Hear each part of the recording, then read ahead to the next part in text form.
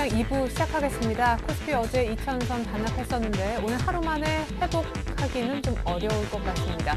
막판 들어서 지금 장이 완전히 끝난 것은 아니지만 외국인들이 이틀 연속 매도, 특별히 현물을 더 많이 팔면서 끝낼 모습인데요. 기관이 그나마 매도폭을 약간 줄이면서 끝낼 것 같습니다. 1980선대 중반 정도 종가가 예상되는데 더 아쉬운 건 코스닥입니다. 어제 5거래일 만에 찾은 500선을 하루 만에 반납하게 생겼으니까요. 애플이 크게 밀리면서 삼성전자 종가도 궁금한 가운데 원달러 환율도 막판 들어 더 크게 오르는 추세였거든요. 1140원대를 종가상 넘겼을지 시황센터 가서 주요 종목들 종가까지 정확하게 확인하고 돌아오겠습니다. 네, 시황센터입니다. 중국의 FDI가 5개월 연속 감소세가 이어지면서 오늘 경기 둔화 우려가 커진 것이 오늘 국내 시장의 하락을 악재로 작용했는데요. 코스피 지수가 박스권 장세를 이어가면서 이틀째 하락했습니다. 자세한 일종 흐름 확인해 보도록 하겠습니다. 오늘 코스피 지수는 소폭 상승함에 출발해 장중 한때 2,000선 문턱까지 올랐지만 뚜렷한 상승 모멘텀 없이 11시부터 낙폭을 키우면서 1980선까지 밀려났는데요. 오늘 코스피 마감 지수입니다. 어제보다 0.27% 하락한 1987선에서 거래가 진행 중입니다. 수급 내용 확인해 보겠습니다. 기관이 매도폭을 줄이긴 했지만 여전히 기관과 외국인이 동반 매도로 장을 마감했습니다. 외국인이 2,400억 원 넘게 매도 우위 보이면서 오늘 거래 마쳤네요. 이어서 코스닥 지수입니다. 코스닥 지수도 나흘 만에 하락했습니다. 자세한 일종 흐름 살펴보도록 하겠습니다. 오늘 코스닥 지수는 개인 매수세에 힘입어서 상승세로 장을 출발했는데요. 오후 들어 기관이 매도폭을 확대하면서 장중 반락해 500선을 하회했죠. 막판 하락폭을 좀 반납한 모습입니다. 코스닥 마감 지수는요. 어제보다 0.14% 하락한 500선에서 거래 마쳤습니다. 수급 내용 확인해 보겠습니다. 오늘 기관과 외국인이 동반 매도세를 보였습니다. 기관을 통해서 689억 원의 매도 물량이 초래됐고요. 외국인도 소폭 매도하면서 오늘 거래 마감했습니다. 이어서 환율 흐름 살펴보겠습니다. 오늘 환율이 스페인 재정위기 우려로 위험 회피 심리가 이어지면서 이틀째 상승했습니다. 오늘 하락 출발한 환율은 스페인 국채 발행이 예정돼 있는 것이 달러 매수 심리를 자극하면서 장중 상승했는데요. 환율입니다. 어제보다 2원 상승한 1,140원 선에서 거래 마감했습니다. 이어서 코스피 시가총액 상위 종목 살펴보도록 하겠습니다. 삼성전자가 6거래일 연속 하락했습니다. 오늘 약 보합권에서 125만 2천 원의 종가 기록했고요. SK하이닉스가 장 출발과 함께 오늘 큰 폭으로 밀려났는데요. SK하이닉스, 잠시 후에 살펴보도록 하고요. 오늘 현대모비스가 1.72% 밀려나면서 28만 5천 원에 거래 마감했습니다. LG화학도 역시 1.66% 하락했네요. SK하이닉스가 오늘 장 출발과 함께 큰 폭으로 밀려났습니다. 채권단 물량이 나올 수 있다는 루머가 주가 하락을 부추긴 모습이었는데요. 오늘 3.25% 하락하면서 28,300원에 종가 기록했습니다. 반면에 현대중공업과 신한지주 그리고 KB금융은 모두 강 보합권에서 거래 마쳤고요. 삼성생명은 약 보합권에서 93,000원에 종가 기록했습니다. 이어서 코스닥 시가총액 3위 종목 살펴보도록 하겠습니다. 오늘 셀트리온은 0.14% 하락하면서 36,000원에 거래 마감했습니다. 다음은 2.68% 상승했고요. CJ ENM 0.36% 오르면서 28,150원에 종가 기록했습니다. 반면에 동방 CJ지분 매각으로 호평을 받은 CJ오쇼핑은 이틀 연속 급락했는데요. 오늘 5.85% 밀려나면서 19만 1,500원에 거래 마감했네요. 포스코 ICT와 SK브로드밴드는 강 보합권에서 거래 마쳤습니다. 반면에 SFA와 동선은 약 보합권에서 젠백스는 1.32% 하락한 37,650원에 거래 마감했습니다. 이어서 오늘의 특징 업종 및 테마 종목 살펴보도록 하겠습니다. 오늘 업종별로는 혼조세를 보인 가운데 음식료품이 약세 장속에서도 선전했는데요. 음식료품 주가가 오늘 부진한 시장 속에서 상승폭을 밝혔습니다. 기관의 힘이 컸죠. 오리온은 중국 사업의 고성장세가 지속될 것이란 분석에 닷새 만에 반등에 성공한 모습입니다. 오늘 1.99% 오른 81만 9천 원에 종가 기록했고요. 농심과 낭량 유업은 4%대로 강세 보였고요. 대상 역시 2.87% 오르면서 16,150원에 종가 기록했습니다. 화학주가 외국인과 기관의 차익 실현 매물이 나오면서 이틀째 하락했습니다. 화학주 살펴보겠습니다. LG화학이 1.66% 밀려나면서 35만 6천 원에 거래 마감했습니다. 오늘 남해화학 약 보합권에서 거래 마쳤고요. 삼영화학 역시 3.83%, 한화케미칼은 2.13% 하락하면서 25,250원에 종가 기록했습니다. 해운주 역시 외국인과 기관이 시장에 물량을 내놓으면서 오늘 하락했습니다. 해운주 살펴볼게요. 한진해운이 2.49% 하락하면서 15,650원에 종가 기록했습니다. 현대상선도 1% 밀려났고요. STX 페노션 오늘 3.82% 하락하면서 6,040원에 종가 기록했습니다. 안철수 연구소가 5거래일째 강세를 이어가나 싶었는데요. 장중 반락하면서 시총 상위를 내주고 하락 마감했습니다. 대선 출마설의 영향으로 관련주들은 강세를 보였지만 오전에 비해서 좀 상승폭을 줄인 종목들도 있죠. 안철수 연구소가 3.82% 하락하면서 12만 3,300원을 종가 기록했고요. 반면에 우성사료와 KC피드, NPK는 상한가 기록했습니다. 여행주들이 실적 개선 기대감에 상승했습니다. 여행주 살펴보겠습니다. 오늘 BTNI는 상한가 기록하면서 1,480원에 거래 마쳤습니다. 자유투어 13% 넘게 급등했고요. 오늘 하나투어 2.83% 오르면서 45,350원에 종가 기록했네요. 제주도에 대규모 의료 복합단지인 헬스케어타운이 조성된다는 소식에 오늘 관련주들이 강세 보였습니다. 인피니트 헬스케어는 8.41% 오르면서 12,250원에 종가 기록했고요. 오늘 오스템 임플란트 4.27%, 그리고 인성정보와 PJ전자도 3%대 강세 보이면서 거래 마감했습니다. 우리금융지주가 조회 답변을 통해서 그린 손해보험에 대한 인수 추진 계획이 없다고 밝히면서 오늘 주가 급락했습니다. 12% 넘게 밀려나면서 1,810원에 종가 기록했네요. 폐지 실질 심사에서 벗어나 거래를 재개한 지능기업과 남광토건이 주가가 엇갈린 모습이었습니다. 지능기업 먼저 살펴보겠습니다. 지능기업은 하한가를 기록했는데요. 오늘 2,080원에 종가 마감했고요. 남광토건은 장중 상승 반전하는가 싶었는데요. 다시 막판에 하락 전환했습니다. 2%대로 밀려나면서 6,100원에 종가 기록했습니다. 지금까지 시황센터에서 김혜선이었습니다. 네, 다행입니다. 막판에 코스닥도 낙폭을 줄이면서 딱 500은 잃지 않았습니다. 빠졌지만요. 코스피는 기관은 막판에 오히려 매수 전환해줬고 외국인은 3천억 넘게 던진 것 같습니다. 자, 이번에 시장을 둘러싼 이슈들 살펴보고 그 이슈에 전문가들은 얼마나 공감하는지 OX로 쉽게 알아보는 시장 공감대 OX 코너 시작을 해보겠습니다. 오늘은 대신증권 동대문 지점에 계시는 최용욱 대리님과 솔로몬 투자증권 목동 지점에 계시는 주대영 대리님 함께 하겠습니다. 두 분 안녕하세요. 안녕하세요. 네, 먼저 시장 이슈들은 어떤 것들이 있는지부터 화면을 통해 확인해 볼까요? 네, 스페인 국제금리 10년물이 6%대 진입했죠. 국내 영향이 있는지 증시 영향력 점검해 보겠습니다. 두 번째 이슈, 애플 주가가 간밤에 4% 넘게 급락했는데 애플과 평행이론 삼성전자의 악재다라는 부분. 세 번째, 당분간 계속해서 이런 박스권 흐름이 지루하게 이어질 것이다. 네 번째, 쏠림 현상은 완화될 것이다. 먼저 스페인 이슈부터 알아보겠습니다. 네, 스페인의 CDS 프리미엄이 500bp를 넘어가고 10년물 국채 금리가 뛰면 뛸수록 안 좋다는 시그널인데 드디어 좀 불안불안하게 6%대를 넘어섰다고 합니다. 그럼에도 우리 증시의 영향력이 제한적인지 아니면 영향이 크게 있을 것인지 두 분의 의견 먼저 OX로 확인해 보겠습니다. 하나, 둘, 셋. 네, 영향 있다? 영향 없다. 주 대리님, 스페인 악재가 이렇게 큰 영향을 안 줄 거라고 생각하시나 봐요.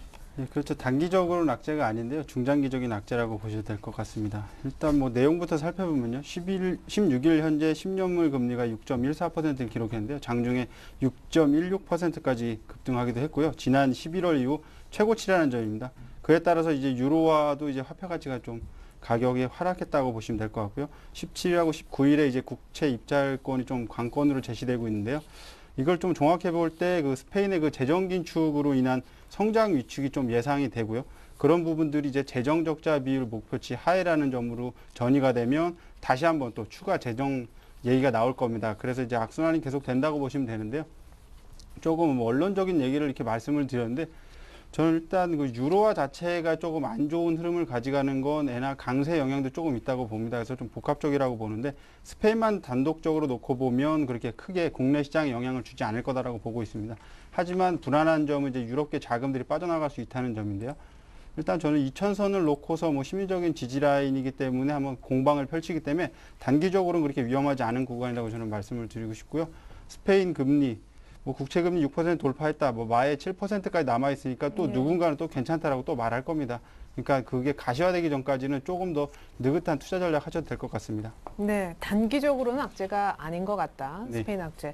근데 사실 앞에 그렇게 그리스로 고통을 받아놓고도 스페인에 또 움찔하는 거 보면은 확실히 유럽에서 우리가 자유로울 수는 없나 봐요. 네, 저는 영향이 있다고 말씀을 드리고 싶은데요. 네. 학습 효과라는 게 있죠. 이전에 이미 뭐 그리스를 비롯한 유럽, PX, 이제 스페인도 포함이 되죠. 여러 국가들에 의해서 작년부터 뭐 지금 대한민국의 어떤 시장 참여자들도 유럽 얘기만 나왔다 하면 주식시장에서는 지금 몸서리를 치실 정도로 귀에 못이 박힐 정도로 좀 많이 들으셨음에도 불구하고 또 지난 주말에 스페인 얘기 불거지니까 또 글로벌 증시 타격 한번 살짝 받았죠. 네. 결론적으로 봤을 때 아직까지 이러한 어떤 유럽의 재정적인 문제에서 뭐 완벽하게 한 걸음 물러서서 볼 수만은 없는 상황이다라는 의견이고요. 결론적으로 지금 뭐 그리스 6% 이제 수치로 정확히 6%가 뭐 중요하다 이렇게 말씀드리는 것보다 지금 스페인 같은 경우는 이제 경제학적으로 봤을 때는 이제 빈곤의 함정이라고 할 수 있죠. 뭐 실업이 뭐 저축과 투자를 감소시키고 그 저축과 투자 감소시킨 게 돌아서 다시 또 이제 뭐 계속 악순환이 반복이 되는 그런 경제적인 굉장히 어려운 상황에 처해 있는 상황입니다. 그렇기 때문에 이러한 상황은 단기적으로 유럽 중앙은행 등의 뭐 LTRO를 비롯한 여러 가지 유동성 조치로 뭐 지금 디폴트까지는 막을 수 있겠지만 중장기적으로 계속해서 지금 세계 증시의 발목을 계속 잡는 또 상승 탄력을 줄게 하는 약하게 하는 악재적인 요인으로 작용을 할 것임에 분명하기 때문에 지금 학습 효과 서두에도 언급드렸지만 뭐 작년에 나왔던 뭐 유럽 위기처럼 아주 큰 그 커다란 충격을 주지는 못하겠지만 그래도 계속해서 발목을 잡지 않을까 생각을 하고 있습니다. 그러면 오늘 밤에 있을 스페인의 단기물 입찰, 국채 입찰이 좀 잘 안 된다. 금리가 여기서 더 뛴다라고 하면은 좀 보수적인 전략을 세워야 된다. 이런 쪽이시겠네요. 그럼요. 지금 발행 금리가 추가적으로 계속해서 상승하면서 유럽 전반적으로 확산이 될 것 같은 기미가 점점 나오게 되면 계속해서 이제 유럽 문제는 뭐 미국 지금 어닝 서프라이즈 계속 나오고 있는 회사들이 많음에도 불구하고 그러한 상승 탄력을 굉장히 둔화시키는 요인으로 작용할 가능성이 높다라는 말씀입니다. 예, 알겠습니다. 이제 두 번째 이슈로 넘어갑니다. 애플의 급락, 평행 이론을 적용해서 삼성전자에도 악재일까? 애플의 급락이 삼성전자 주가에도 안 좋은 영향 줄까라는 부분 OX를 통해서 역시 의견부터 확인해 보겠습니다. 하나, 둘, 셋. 악재이다, 악재가 아니다. 역시 주대용 대리님, 예, 악재가 역시 악재가 된다. 애플의 네. 급락이 삼성전자한테도 안 좋다. 이렇게 보시는 이유는요? 일단 뭐 애플과 삼성전자는 같은 한솥밥을 먹는 회사라고 보시면 될 것 같습니다. 그렇다면 분명 누가 매도 주체가 등장했다는 건 분명 삼성전자도 매도 주체가 나올 수 있다라는 점이죠. 그리고 수급 자체가 외인 쪽에서 굉장히 안 좋다라는 점입니다. 삼성전자 제가 다시 한번 카운팅을 해봤더니 67만 주가량 물량이 나왔습니다. 대충 계산해도 뭐 한 8천억 이상 상회하죠. 단일 종목에서 그 정도의 물량이 나온다는 건 그만큼 또 뭐 받아간 세력이 분명히 있을 겁니다. 근데 개인분들이 뭐 한 반 정도 받아가신 것 같고요. 기관 쪽에서 뭐 국가 쪽에서 좀 반 정도 받아가서 지수를 좀 맞추는 그런 높임 그런 게 있는데요. 제가 좀 안 좋게 보는 이유는 또 한 가지 있습니다. 일단 20일 날 금요일 국내 금요일 날 그 뉴 아이패드가 이제 국내 런칭을 하는데요. 예. 판매가 예상보다 좀 부진한 것 같습니다. 저도 이제 아이패드 2 사용하는 유저인데요. 예. 불편하신가 봐요. 아닙니다. 불편하고 그런 건 아닌데 예. 이제 새로운 아이패드에 대한 기대감, 그 스티브 잡스 사후에 나왔다는 그 유작이라는 평가를 듣고 있는데 예전만 못하다는 그런 느낌이 좀 없지 않아 있는 것 같습니다. 저는 개인적으로 고인이 됐지만 스티브 잡스 형님이라고 부르는데 좀 존경스럽고요. 제 그 침대 체류 시간을 좀 길게 해주신 분이에요. 예. 항상 아이패드 누워서 덕분에. 아이패드 갖고 놀 수 있게 해주셨기 때문에 예. 저는 좀 그 제가 느끼는 그 IT, 대한민국 IT 강국에 대한 거를 새삼스럽게 느끼게 할 수 있는 부분인데요. 예. 저는 그 뭐 치킨 게임의 희생자라고 해서 이제 노키아까지 좀 말씀을 드리고 싶은데 그 투자 등급이 이제 최저치로 강등이 됐습니다. 거의 뭐 정크 바로 윗선까지 떨어졌다는 점. 노키아가 아시겠지만 10년 전만 해도 탑 10 안에 드는 글로벌 메이커였는데 지금 순위를 밀려났거든요. 그렇기 때문에 이런 부분들 결국엔 노키아가 가져가야 되는 수입원 자체를 애플과 삼성전자가 가져갔다. 그런데 애플이 무너짐으로 인해 삼성전자도 무너질 가능성도 조금 열려 있고요. 지금 그런 부분들이 시장에 지금 나오고 있습니다. 그럼 좀 기술적으로 접근해서 애플 컴퓨터 한번 보여드리도록 하겠는데요. 지난 그 일봉의 차트 모습인데요. 꾸준히 상승하다 갑자기 이렇게 강하게 좀 부러지는 모습 보여주고 있습니다. 예. 제가 이렇게 가장 중요하게 생각하는 선이 바로 이 61선인데요. 61선 좀 진하게 표준되어 있는데요. 이 부분까지 바로 다이렉트로 갈지 여기서 한번 되돌림이 들어오고 꺾일지 한번 일단 이 정도 선까지는 밀려야 그게 정석이라고 보고 있고요. 근데 간밤에 4% 애플 급락 원인이 정확히 뭡니까? 원인은 일단 뭐 중국 판매 부진 쪽으로 이렇게 얘기는 하는데요. 그거는 그냥 갖다 붙이는 것 같고 일단 수급이 어느 정도 그러니까 물량이 많이 터졌다는 거죠. 거래량이 터졌다는 것 자체가 매도 주체가 강력하게 등장을 했다는 겁니다. 호가 없이 밀린 게 아니고 호가 이시 밀렸다는 거기 때문에 단기적으로 좀 밀렸다는 점. 그럼 좀 이제 중봉을 보면서 좀 말씀을 드리면요. 더 섬찟한 차트죠. 지금 뭐 그러네요. 개별주도 아닌데 개별주처럼 막 날아갔습니다. 그런데 이런 모습들이 삼성전자에도 지금 똑같거든요. 어허. 지금 이격도가 지금 굉장히 높다라는 점이죠. 60주선이 1년 평균인데 1년 평균에서 약 한 30% 이상 이격도가 벌어져 있다는 점은 분명히 누군가는 차익 실현에 대한 제공을 할 수 있다라는 점이죠. 그 외인들이 그 중심에 서 있다라고 보시면 돼서요. 저는 일단은 부정적인 관점을 말씀드리고 싶습니다. 예, 좋습니다. 애플의 급락 그러나 삼성전자는 괜찮을 것이다. 좀 긍정적인 얘기가 나올까요? 우리 최홍 대리님. 네. 사실 오늘 애플이 간밤에 4% 급락했기 때문에 삼성전자도 그만큼 빠질까 했는데 조금밖에 안 빠졌어요. 네. 애플이 빠진 이유 아까 여쭤보셨는데 몇 가지 오늘 시장에서 추측하는 이유들이 나왔었는데 이제 네. 첫 번째는 이제 방금 말씀하신 내용이랑 비슷합니다. 이제 조정 시기가 왔다라고 판단을 한 세력들이 많이 나오는 거죠. 올 들어서만 45% 정도 급등한 애플의 주가를 감안을 하면 이격도 많이 벌어졌고 충분히 차익을 실현할 만한 가격대임이 분명합니다. 네. 그게 첫 번째 이제 이유라고 할 수 있고요. 이 이유가 이제 지나친 낙관론에 대한 경계심이 반영을 됐다라고 말씀을 드릴 수 있고 또 하나는 이제 이 애플이라는 회사 자체의 개별적인 악재라고 해석을 할 수가 있는데 뭐 여러 가지 이유가 있었습니다. 그 중에서도 이제 1분기 맥북 판매량이 예상치를 하회할 것이다라는 얘기가 나왔습니다. 네. 맥북 판매가 이제 애플 전체 매출의 15% 정도를 차지하기 때문에 예상치 하회하면 당연히 이제 주가에는 안 좋은 흐름이 나올 수밖에 없고요. 네. 또 하나는 이제 애플 TV 이제 향후에 계속해서 출시가 될 걸로 보고 있는데 과연 지금 시장에 있는 그 사람들이 애플 TV, 스마트 TV를 $2,000씩이나 주고 이 TV를 구매할 것인가? 앞으로 생각보다 반응이 좋지 않을 것 같다라는 의견들이 곳곳에서 나오고 있거든요. 그렇기 때문에 그러한 어떤 그 애플 TV에 대한 경계심도 뭐 작용을 한 걸로 판단을 하고 있습니다. 그리고 마지막으로 세 번째로 이 부분은 삼성전자하고 좀 공통점으로 작용을 할 수 있는데 일단은 애플은 9월에 아이폰 5 그리고 삼성전자는 이제 다음 달에 갤럭시 S3 출시를 예정을 하고 있는데 이 부분 이제 경쟁이 격화될 걸로 보고 있기 때문에 그러한 측면에서 지금 좀 물량이 좀 나오는 걸로도 판단이 되고요. 또 한 가지는 이제 특허 전쟁이라든지 뭐 계속해서 판매 전쟁, 스마트폰 판매 전쟁이 펼쳐질 것이다. 그래서 뭐 본의 아니게 치킨 게임이 좀 시작이 될 수도 있다라는 의견 또 그 통신 관련 업체에서 이제 그 보조금을 애플 쪽에 축소한다라는 얘기도 나왔고요. 그 의견이 워낙 많이 나와서 지금 정확하게 무엇 때문이다라고 단정 짓기는 어렵지만 이 수많은 이유 가운데 삼성전자랑 겹치는 건 딱 저는 한 가지라고 보거든요. 네. 어차피 경쟁 상대이기 때문에 주가가 완벽하게 동행한다고 보기는 어렵지만 그렇죠.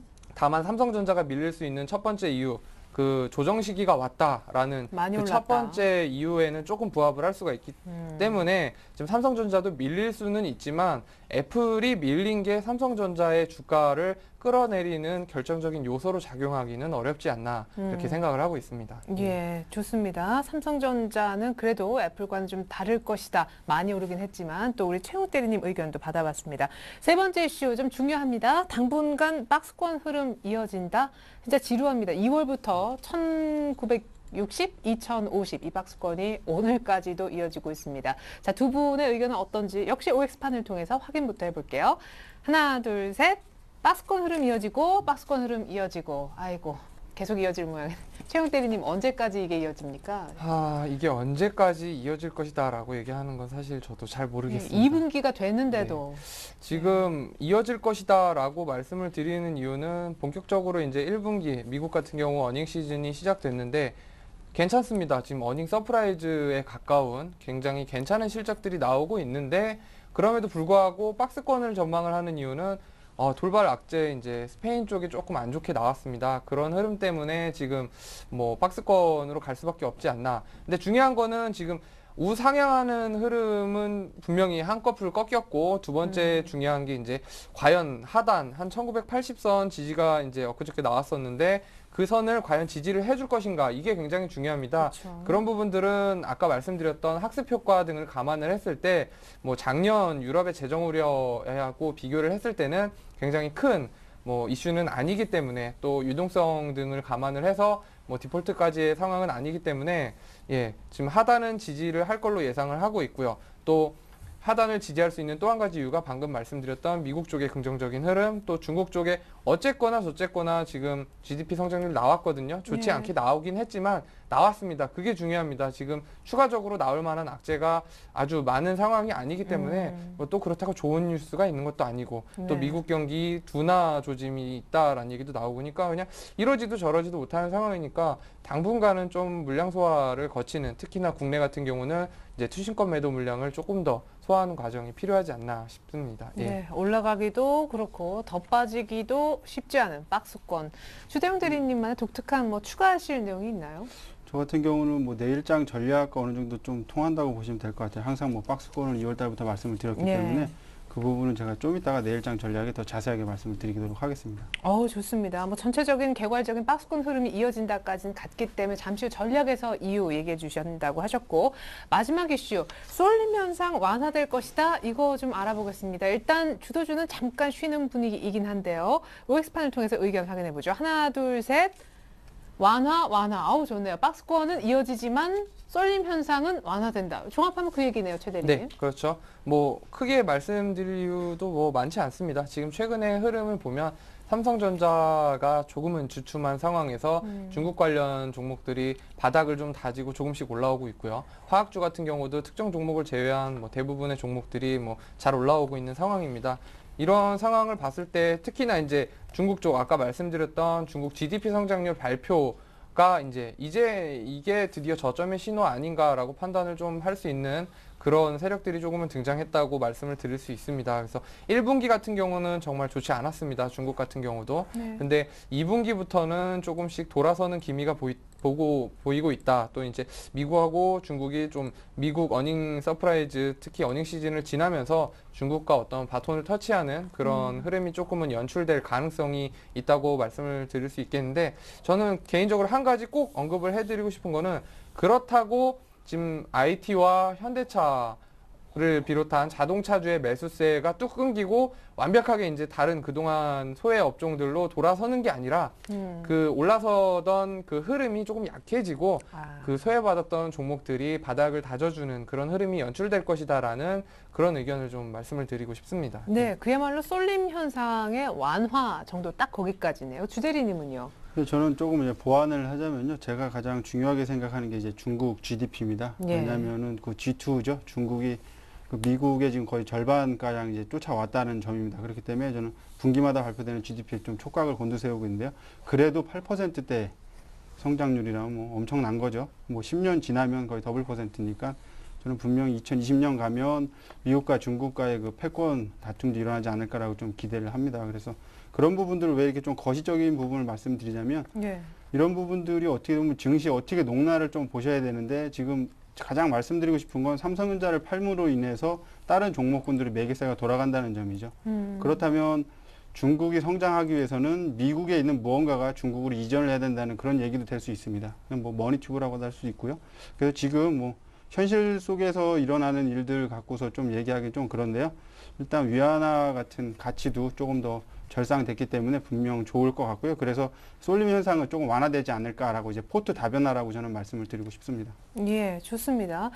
두 분 다 박스코어는 연장될 것이지만 쏠림 현상은 완화된다라고 하셨기 때문에 계속해서 내일장 전망과 전략 시간 이어가면서 보다 구체적인 얘기 들어보도록 하겠습니다.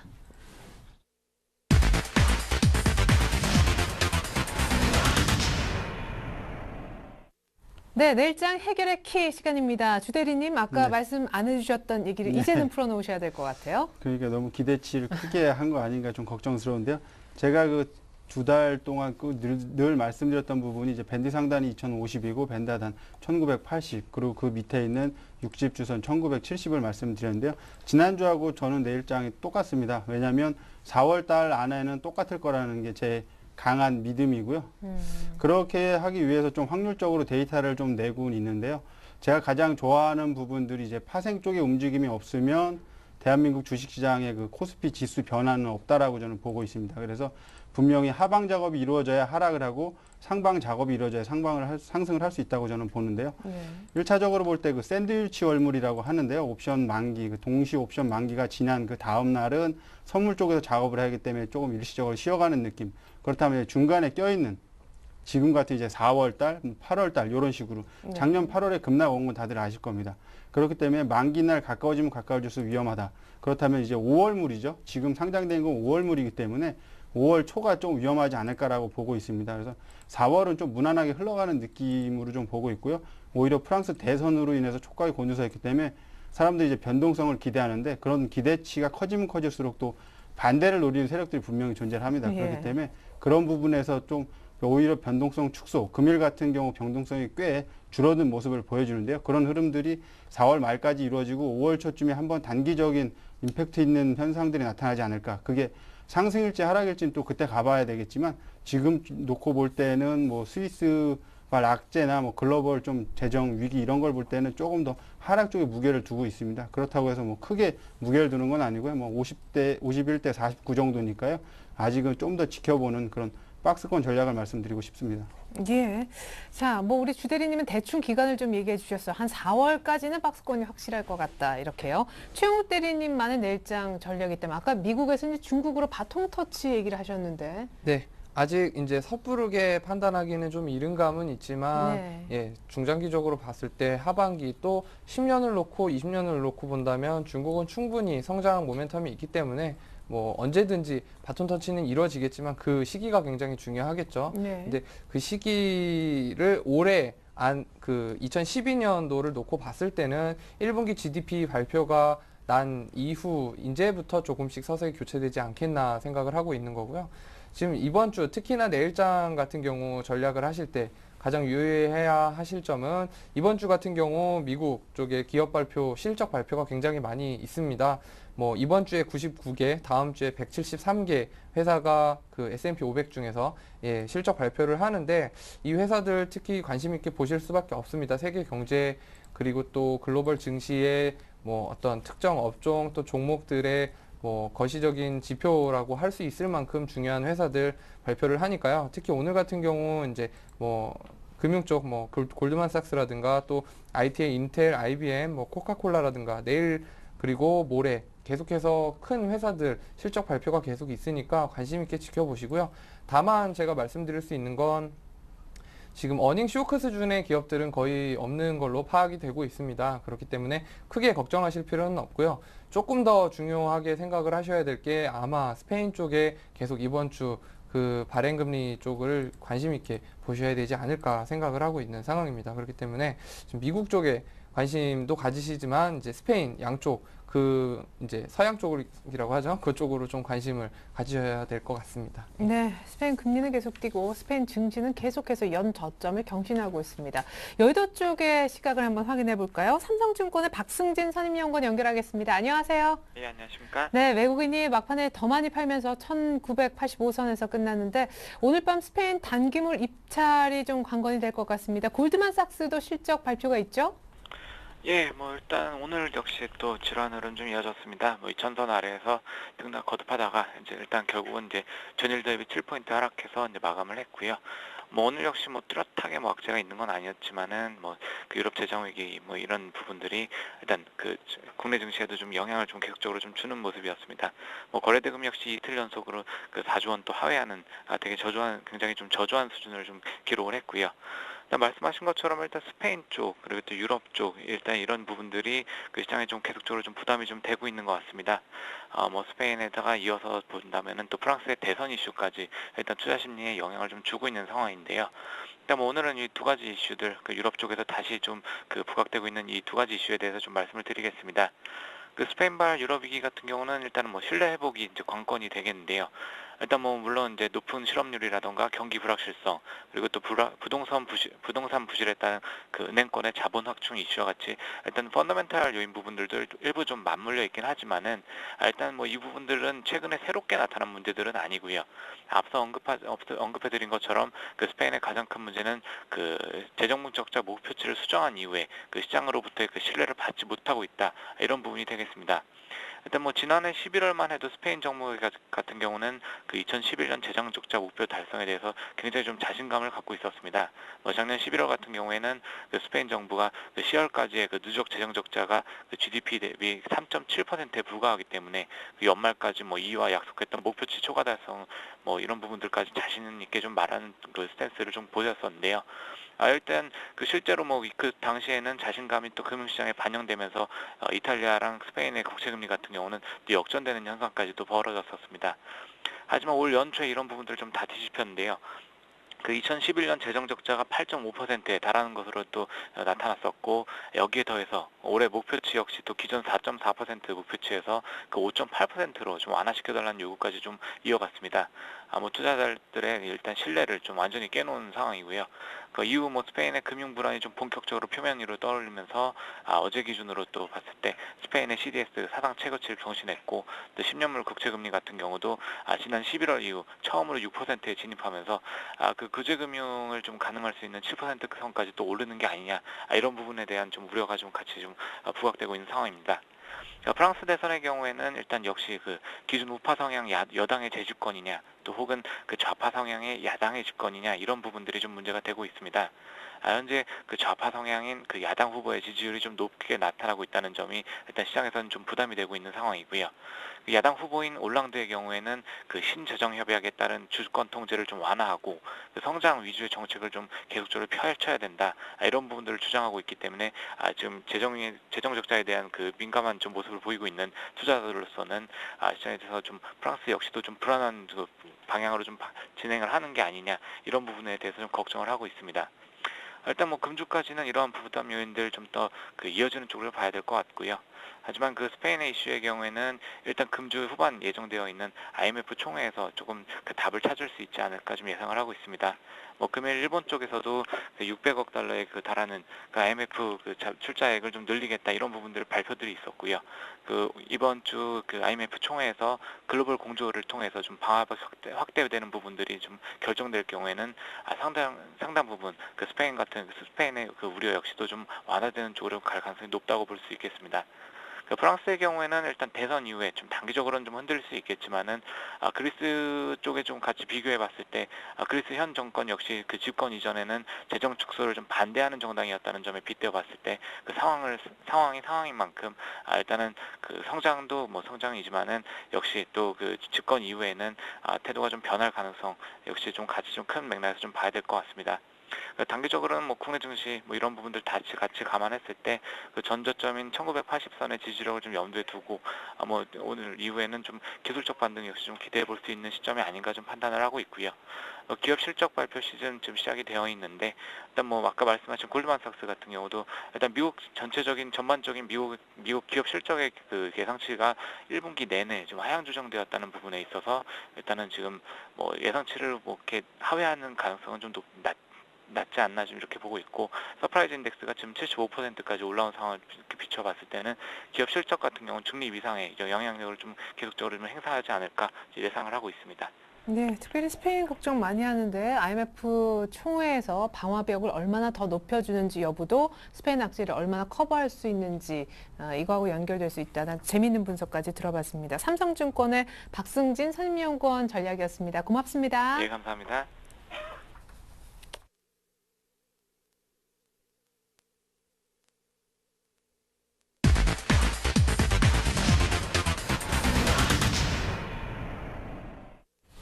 네, 이번엔 수익률 펀치 시간입니다. 우리 주대영 대리님, 최영욱 대리님과 함께 하고 있는데 벌써 주대영 대리님이 옆에서 웃고 계시네요. 지난주에 언급하신 한 종목 대결 결과를 먼저 확인해 보도록 하겠습니다.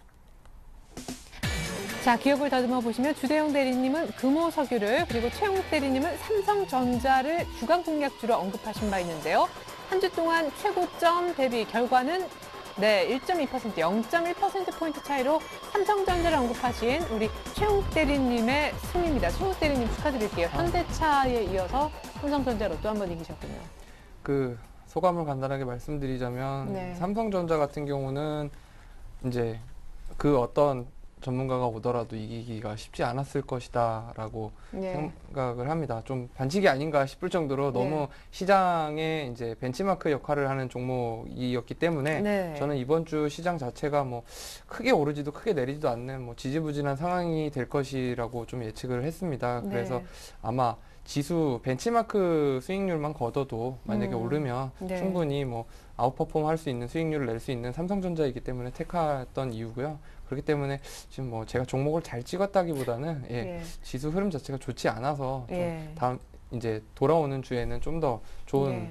주가 흐름을 기대하고 있는 상황입니다. 예, 그래서 종목을 잘 찍으신 것 같은데 또 이렇게 얘기를 하게 되면 우리 주대영 대리님이 좀 그러니까 금호석유 화학주 가운데서도 조금 더 부진했었던 것 같아서 아쉽습니다. 아니 SK 이노베이션 하셨으면은 거의 목표가 달성인데 그 두 개 중에 하나 선택이 그죠? 그러니까 이렇게 불운한 전문가가 또 있을까요? 네. 정유화학 쪽에서 나름대로 야심차게 준비를 했습니다.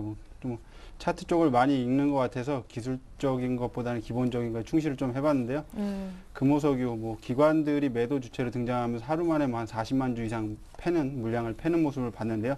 일단 뭐 어닝 쇼크에 좀 가까울 수 있다라는 점인데 일단 중장기적으로 보면 그런 펀더멘탈 흐름은 훼손되지 않았지만 단기적인 악재라는 부분은 분명히 인지를 하셔야 될 것 같습니다. 그래서 갖고 좀 계신 더 분들은 멀리 보는 분들은 조금 더 가격이 저렴해지면 어느 정도 물량을 좀 매집하는 것도 상관이 없다라고 보는데요. 지금 단기적으로 들어가신 분들은 이런 종목들은 반등을 틈타서 그냥 깔끔하게 정리하는 게 오히려 맞다라고 보고 있습니다. 예, 알겠습니다. 금호석유 길게 인내심 안 갖고 계시면 빠른 시간 내에 털고 나오실 준비하십시오. 야, 이렇게 종목 수익률은 저희가 최고점 주간 기준 대비해서 집계를 한 것이고요. 장 중에 이 두 분의 전문가가 안 나오시는 날인데 이거 팔까 생각하시는 분들 정확한 매도 타이밍을 알고 싶다면 서울경제TV 홈페이지에 들어오셔서 오늘장 내일장 프로그램명 클릭하시고 거기 안에 들어오시면 시청자 게시판 와글와글 있습니다. 글 남겨주시면 저희가 답변 성의껏 해드리겠습니다. 자, 지난주 성적에 대한 점검이었고요. 이제 새롭게 또 칼을 더 가실 것 같습니다. 주대영 대리님은. 먼저 계속해서 연승하셨기 때문에 우리 최영욱 대리님이 들고 온 종목도 궁금해집니다. 종목부터 화면을 통해서 먼저 확인해 보죠.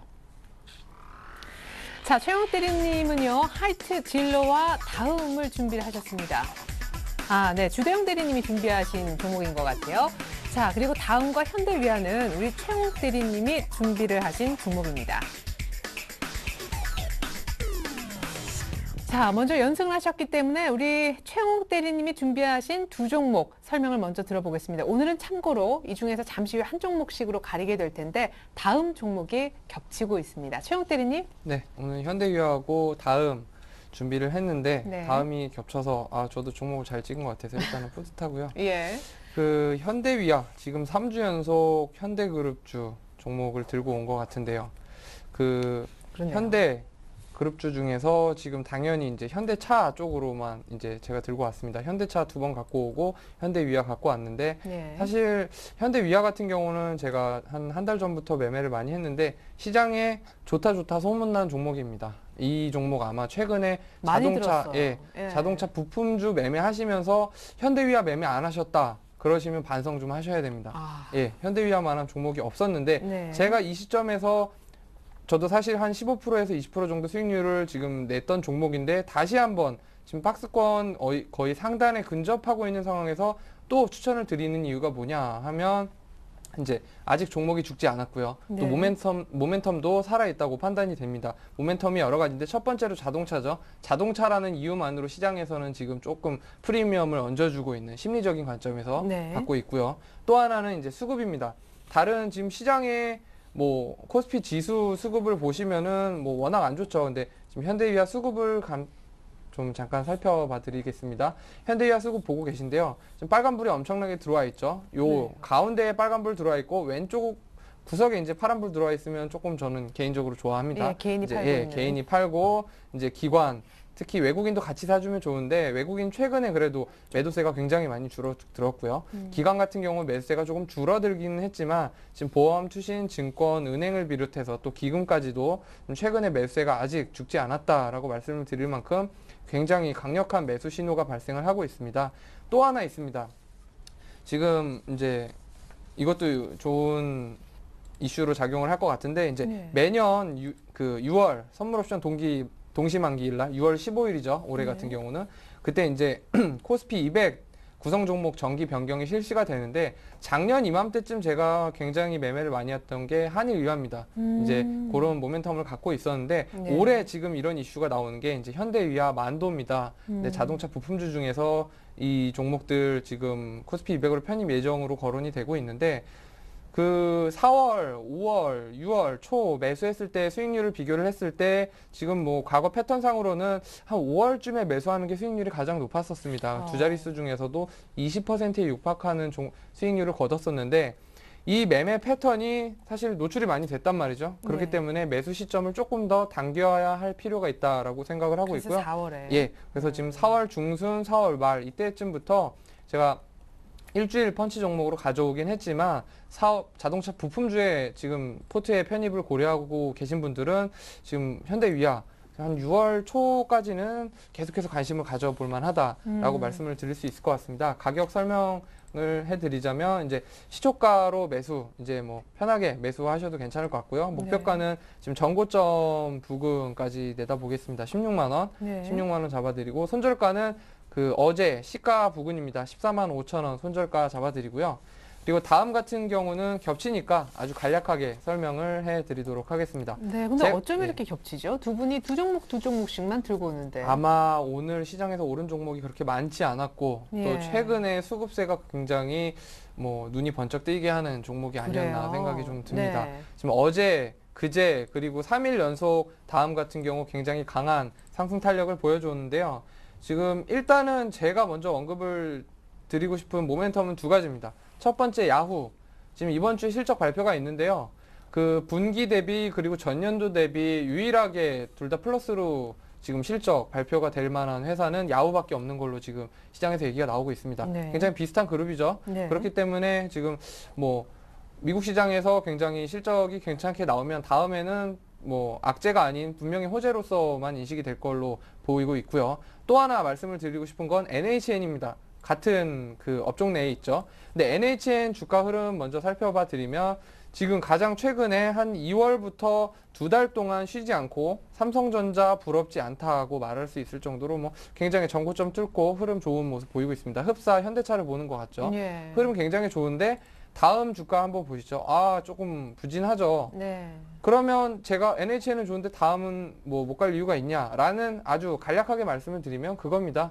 지금 NHN 주가가 충분히 올랐기 때문에 뭐 어차피 포털주 편입하는 그 뭐 펀드나 여러 가지 주체들은 다른 종목으로 눈을 돌릴 수밖에 없고 제가 예전에 롱숏 전략 말씀드렸는데 비슷한 업종 내에서 상대적으로 저평가된 다음 같은 종목 매수세에 이어질 수 있습니다. 그런 측면에서 매수 추천 드리겠습니다. 네, 가격은요? 다음 이제 예. 쌍바닥 찍고 막 가는 다음도 차트인데. 뭐 시초가로 일단은 편입가는 말씀을 드리고요. 목표가는 일주일이기 때문에 아주 높게 잡아드리진 못하고 딱 전고점 부근인 13만 2천 원 잡아드리겠습니다. 그리고 손절가는 지금 현대위아랑 좀 비슷한데요. 이거는 오늘 시가 잡았습니다. 조금 강하게 올라왔기 때문에 손절가는 오늘 시가 근처인 11만 8천 원 잡아드리겠습니다. 네, 좋습니다. 자, 최영 대리님 연승하셔서 그런지 뭔가 설명에도 더 자신감이 있고 현대위아 다음 왠지 갈 것만 같습니다. 저는 뭐 참고로 비전문가인데요. 주대웅 대리님도 이제 곧바로 뭐 겹치는 다음 설명부터 해주시고 하이트질로 이어서 설명 그러니까요. 드립니다. 시청자분들이 보시기에 이거 뭐 짜고 치는 동양화 아니냐 하실까봐 우려가 되는데요. 예. 절대 그런 거 아니고요. 금일 같은 경우에 제가 다음을 갖고 온 이유는 딱 하나입니다. 일단 뭐 지난 금요일이었던 것 같은데요. 예, 뭐 제 옆자리 계신 분이 그 검색어 실시간 검색어 1위에 오르더라고요. 그러길래 옆자리에 있으면 이제 구두로 전해 들을만 한데 뭐 IT 강국답게 그냥 네 다음 실시간 검색어로 확인했습니다. 뭐 네. 방송 빌어서 축하드리고요. 네. 일단 다음 설명해 드리겠습니다. 국내 이 인터넷 포털 업체인데요. 제가 가장 좋게 보는 긍정적인 모멘텀은 스마트폰 보급 확대에 따른 광고, 온라인 광고 쪽의 수익이 기대될 수 있다. 그런 부분이 지금 외인과 기관들의 쌍끌이 매세가 들어오는 부분이 아닌가라고 볼 수 있습니다. 그래서 일단 뭐 기술적으로 들어가면 61선 깨고 올라가는 패턴, 제가 제일 좋아하는 패턴들인데요. 그런 패턴에서 지금 우상향하고 있다라는 점이 동사에 긍정적이지 않을까라고 봅니다. 그래서 목표가는 최영 대리님과 똑같이 13만 2천 원 제시해드리고요. 손절 라인은 11만 7천 원 제시해드리도록 하겠습니다. 정말 짠 것처럼 가격이 똑같은데 이제 전문가가 보는 가격 라인은 다 비슷한가 봐요. 그렇죠. 뭐 일주일짜리가 뭐 얼마나 가겠습니까? 예, 비슷하겠죠. 예. 예, 알겠습니다. 다음 얼마나 확실하길래 저희가 이 코너 진행한 이후에 이렇게 가격까지 똑같고 종목 뭐 아직 최종 선정은 안 됐지만 이렇게 겹친 적이 오늘이 처음입니다. 여기서 끝이 아니죠? 주대영 대리님의 한 종목 하이트 진로. 예, 하이트 진로 제가 뭐 추천드리고 싶은 거냐, 뭐 기술적 분석, 뭐 기본적 분석 잘 안 되니까 이제 수학 공식까지 집어넣는데요. 차미술 플러스 하이트는 이제 하이트 진로라는 공식을 제가 세웠습니다. 예. 11년도죠. 작년에 이제 합병을 통해서 국내 최대 주류 업체가 됐는데요. 15년 만에 이제 오비 맥주를 제압했다는 기사가 금일 나왔습니다. 49.7% 뭐 반독점이라고 보시면 될 것 같은데요. 그만큼 우월한 지배 구조를 갖고 있는 회사가 그만큼 우월한 수익도 갖고 있다. 그래서 긍정적인 모멘텀이라고 보시면 될 것 같고요. 뭐 다음과 좀 차트적으로 보면 좀 비슷할 수도 있습니다. 기술적 차트 보면서 말씀을 드리겠는데요. 뭐 61선을 강하게 뚫어주는 강한 한방이 지금 기대되고 있다는 점은 동사에 긍정적이지 않을까라고 보고 있습니다.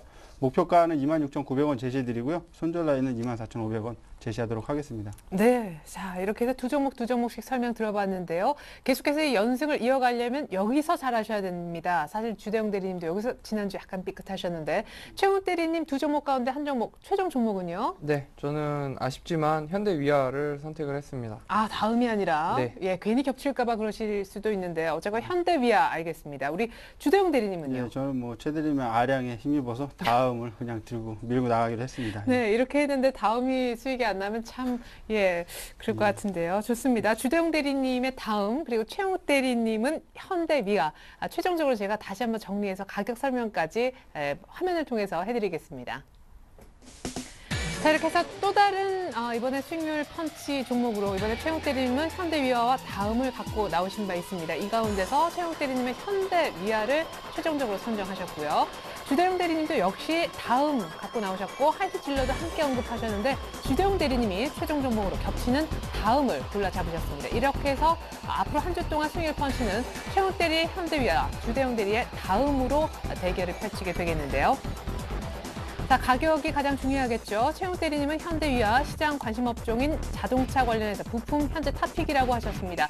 수급도 좋고요. 목표가는 16만 원 불러주셨고 손절가는 이제 막 상승 시작한 최근 시초가라고 할 수 있는 14만 5천 원 얘기를 하셨습니다. 일주일 목표가입니다. 자, 이번엔 주대영 대리님이 최종적으로 선정하신 다음을 보면요. 최근 외국인 기관의 쌍끌이 매수, 이건 곧 실적으로 이어질 수 있다라고 하셨는데 목표가는 13만 원 약간 초반까지 비트를 예상하고 계시고 손절 가격은 11만 8천 원으로 잡아주셨습니다. 네, 최영욱 대리님이 현대위아로 3연승을 거둘 것인지 주대영 대리님이 아량에 힘입어 다음이라는 종목으로 이 연승을 끊을 것인지 다음 주 이 시간에 결과는 나오니까 여러분 많은 관심 바라겠습니다. 지금까지 주대영 대리님 그리고 최영욱 대리님과 함께했습니다. 도움 말씀 고맙습니다. 네, 오늘 코스피 외국인들 많이 팔면서 또 반등이 실패하고 밀렸는데 오늘 밤에 미국의 골드만삭스 실적뿐만 아니라 무엇보다 스페인 검색하셔야 됩니다. 단기물 국채 입찰이 있으니까 결과 꼭 체크하십시오. 전 내일 다시 오겠습니다. 고맙습니다.